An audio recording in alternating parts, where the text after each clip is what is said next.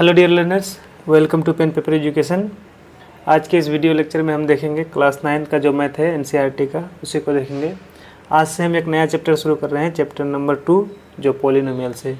इससे पहले हमने चैप्टर नंबर 1 नंबर सिस्टम को ख़त्म कर चुका है सारे एग्जाम्पल्स और कंसेप्ट के साथ। तो आज हम चैप्टर 2 शुरू कर रहे हैं। इसका जो पहला लेक्चर हम लेंगे, ये आज का पहला लेक्चर है।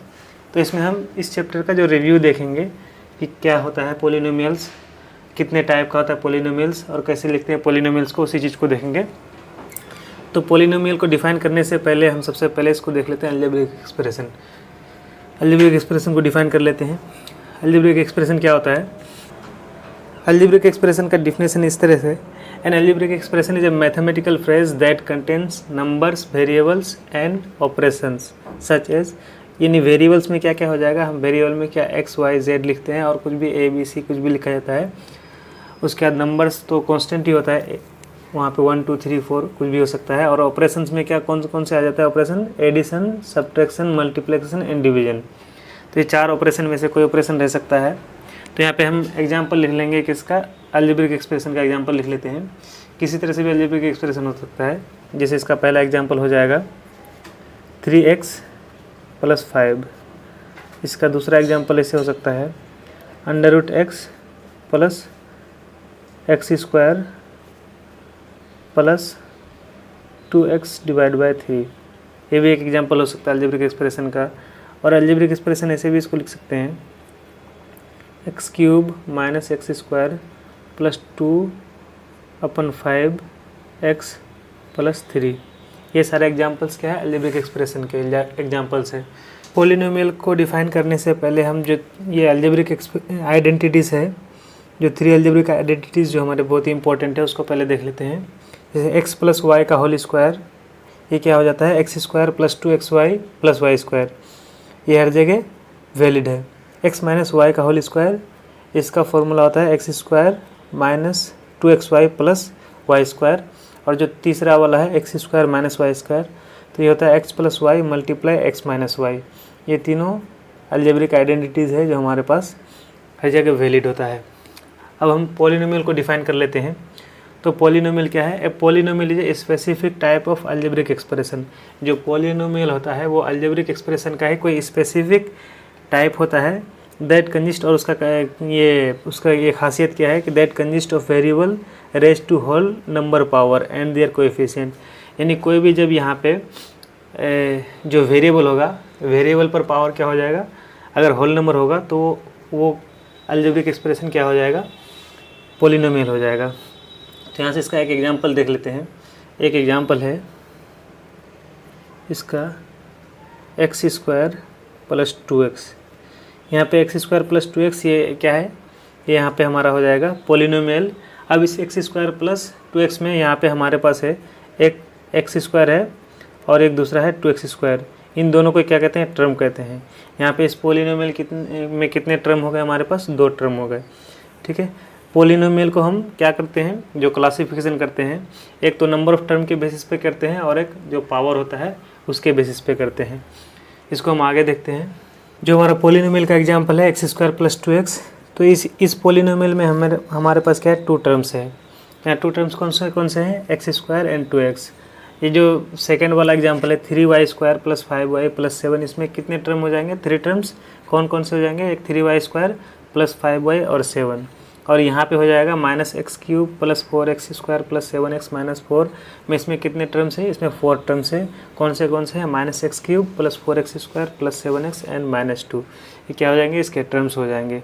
अब यहाँ हर एक टर्म का एक अलग अलग क्या होता है, कोएफिशिएंट होता है। तो यहाँ से पहला वाला जो टर्म था एग्जाम्पल x² + 2x, तो यहाँ पे x² का कोएफिशिएंट क्या है, कोएफिशिएंट ऑफ x² 1 है और कोएफिशिएंट ऑफ x क्या है, कोएफिशिएंट ऑफ x यहाँ पे 2 है। इसी तरह से हर वेरिएबल का एक अपना कोएफिशिएंट होता है, यानी हर एक टर्म का एक अपना कोएफिशिएंट होता है। इसके आगे हम देख लेते हैं कांस्टेंट पॉलिनोमियल देखेंगे। कांस्टेंट पॉलिनोमियल वैसा पॉलिनोमियल को कहते हैं जो कांस्टेंट होता है, यानी जिसमें वेरिएबल कुछ नहीं होता है। तो यहाँ पे कांस्टेंट में क्या हो जाएगा, हमारे पास जो भी नंबर्स आएंगे तो वो कांस्टेंट पॉलिनोमियल के एग्जांपल हो जाएंगे। जैसे एग्जांपल में है 2 3 -5, 7, कोई सा भी यहाँ नंबर हो सकता है, तो वो कांस्टेंट पोलिनोमियल हो जाएगा। अब कांस्टेंट पोलिनोमियल जीरो जो है उसको क्या कहा जाता है, जीरो पोलिनोमियल। कांस्टेंट पोलिनोमियल क्योंकि हमारे पास जीरो क्या है, एक कांस्टेंट पोलिनोमियल है, तो उसी कांस्टेंट पोलिनोमियल को हम क्या कहते हैं, जीरो पोलिनोमियल। अगर कांस्टेंट पोलिनोमियल जीरो है तो उसको जीरो पोलिनोमियल कहते हैं। इसके बाद हम करेंगे डिफाइन किसके बेसिस पे, नंबर ऑफ टर्म के बेसिस पे। यहाँ हम देखते हैं कि पोलिनोमियल को कैसे लिख सकते हैं। पोलिनोमियल में भी डिनोटेड बाय px, qx और rx etc। मतलब इसको पोलिनोमियल को px, qx या rx से रिप्रेजेंट किया जाता है। तो पहले देख लेते हैं, px में अगर रिप्रेजेंट करेंगे तो यहाँ इसका मतलब क्या होगा, वेरिएबल x होगा। तो px में एक एग्जाम्पल हो जाएगा 2x² + 5x + 3। qx में एक एग्जाम्पल हो सकता है 3x³ - 1। जो ry है यहाँ पे वेरिएबल क्या हो जाएगा, y हो जाएगा, तो y³ + y + 1 एक एग्जाम्पल। इसके बहुत सारे एग्जाम्पल हो सकते हैं। su का एग्जाम्पल एक हो सकता है 2 - u - v² + 6u⁵। अब यहाँ हम नंबर ऑफ टर्म के हिसाब से देख लेते हैं जो पोलिनोमियल को डिफाइन किया जाता है नंबर ऑफ टर्म के हिसाब से। पहला है monomial, A polynomial with one term, जिसमें एक ही टर्म हो उसको क्या कहा जाता है, मोनोमियल कहा जाता है। तो यहाँ पे एग्जांपल हो जाएगा हमारा जो कांस्टेंट पोलिनोमियल जितने होते हैं वो एग्जांपल होते हैं मोनोमियल के। उसके बाद 2x, 5x³ - 5x² y and u⁴। कोई भी एग्जांपल हो सकता है, यहाँ पे सिर्फ वन टर्म होना चाहिए, तो एग्जांपल हो जाएगा किसका, मोनोमियल का। और बाइनोमियल में क्या होता है, a polynomial with to terms, जिसमें दो टर्म हो वो बाइनोमियल कहलाता है। तो यहाँ पे हो जाएगा x + 1, एक एग्जाम्पल हो सकता है x² - x, y⁴ 9 + 1, u⁴ 15 - u² etc। ये क्या हो सकता है, एग्जाम्पल हो सकता है बाइनोमियल का। जो ट्राइनोमियल है, a polynomial with three terms, ऐसा पोलिनोमियल जिसमें तीन टर्म हो उसको क्या कहा जाता है, ट्राइनोमियल। तो इसमें एग्जाम्पल हो जाएगा x² + x + π, उसके बाद √2 + x - x², u + u² - 2 और y⁴ + y + 5 etc। ये सारे एग्जाम्पल हो सकते हैं किसके, ट्राइनोमियल के। अब हम देख लेते हैं कि जो डिग्री ऑफ द पोलिनोमियल होता है उसको हम कैसे डिफाइन करते हैं। जो डिग्री ऑफ द पोलिनोमियल होता है वो क्या होता है, the highest power of the variable in a polynomial is called degree of the polynomial. जो वेरिएबल में हाईएस्ट पावर होता है उसी को हम क्या कहते हैं, डिग्री ऑफ द पोलिनोमियल। तो यहाँ एग्जाम्पल ले लेते हैं, 3x⁷ - 4x⁴ + x + 9। तो इसमें हाईएस्ट पावर कौन सा है, 7 है। तो यहाँ पे क्या हो जाएगा, डिग्री ऑफ द पोलिनोमियल क्या हो जाएगा, 7 हो जाएगा। ठीक है, इसके नीचे 5y⁻⁶ - 4y² - 6। तो यहाँ पे डिग्री क्या हो जाएगा, हाईएस्ट पावर यहाँ पे हमारे पास क्या है, highest power of variable, highest power of variable है 6 यहाँ पे। तो हमारा डिग्री यहाँ पे क्या हो जाएगा, 6 हो जाएगा। अब यहाँ से 2 पॉइंट हमारे पास आता है। जो डिग्री है यहाँ पे, the degree of non zero constant polynomial is 0। जो नॉन जीरो कांस्टेंट पोलिनोमियल होता है, यानी कांस्टेंट पोलिनोमियल हमारे पास 1 2 3 -1 -2 हो सकता है, 0 भी हो सकता है कांस्टेंट पोलिनोमियल। लेकिन यहाँ पे क्या कर रहा है, the degree of non zero constant polynomial, 0 को छोड़ करके जो भी कांस्टेंट पोलिनोमियल होगा उसका डिग्री कितना हो जाएगा, 0 होगा। ठीक है, उसके बाद the degree of zero polynomial का डिग्री डिफाइन नहीं है। ठीक है, यहाँ से 2 पॉइंट आता है। अब यहाँ पे जो एग्जांपल नंबर 1 दिया हुआ है हम उसको देख लेते हैं पहले। Find the degree of each of the polynomial given below. यहाँ पे एक x⁵ - x⁴ + 3। तो यहाँ पे डिग्री क्या हो जाएगा, यहाँ पे हाईएस्ट पावर वेरिएबल का कितना है, वेरिएबल का हाईएस्ट पावर है 5, तो यहाँ पे डिग्री हो जाएगा 5। यहाँ वेरिएबल का हाईएस्ट पावर कितना है, 8, तो यहाँ पे डिग्री कितना हो जाएगा, 8 हो जाएगा। हाईएस्ट पावर 8 है, यहाँ पे डिग्री 8 हो जाएगा।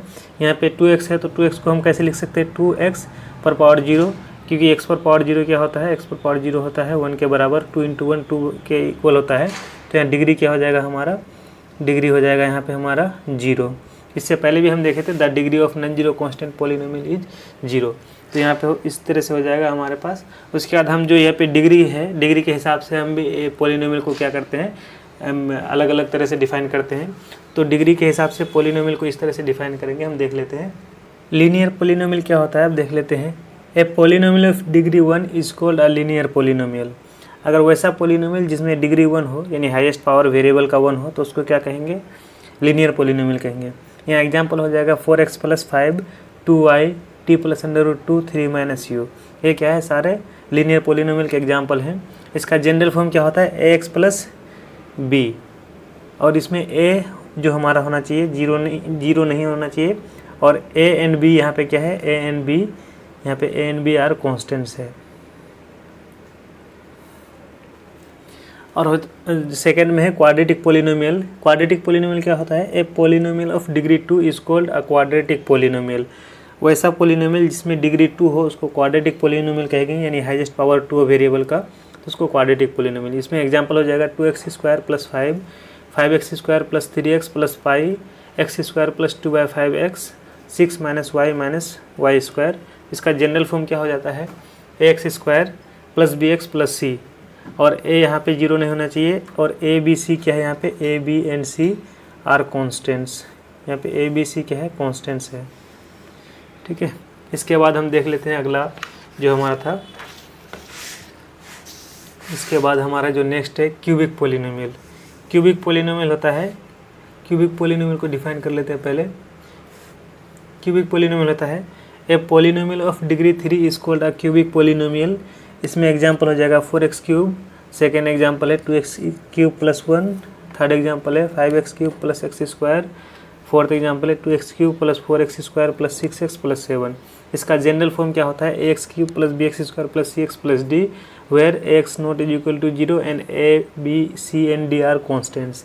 ये इससे हमारा एक कंक्लूजन क्या निकलता है? कंक्लूजन ये निकलता है कि ए पोलिनोमियल इन वन वेरिएबल, यहाँ जितने भी हम पोलिनोमियल को देख रहे थे वन वेरिएबल में था। A polynomial in one variable x, variable क्या है? x है, of degree n is an expression of the form, यानी जो पोलिनोमियल का जनरल फॉर्म होता है an x⁴n plus an - 1 x⁴n - 1 plus ... इसी तरह से होगा a1 x⁴1 प्लस a0। यहाँ पे ये जनरल फॉर्म होता है, वेयर क्या है? a0, a1, a2 up to an are constant and an not equal 0। तो इसका कंक्लूजन होता है। इसके बाद इस वीडियो लेक्चर के बाद ये इस वीडियो में आज के लिए यहीं तक पढ़ते हैं। इसके जो बाद हम करेंगे एक्सरसाइज 2.1 को सॉल्व करेंगे। तो ऐसे हमारे वीडियोस के हमारे साथ बने रहिए और वीडियो को अपने दोस्तों के साथ शेयर भी कीजिए। Thank you.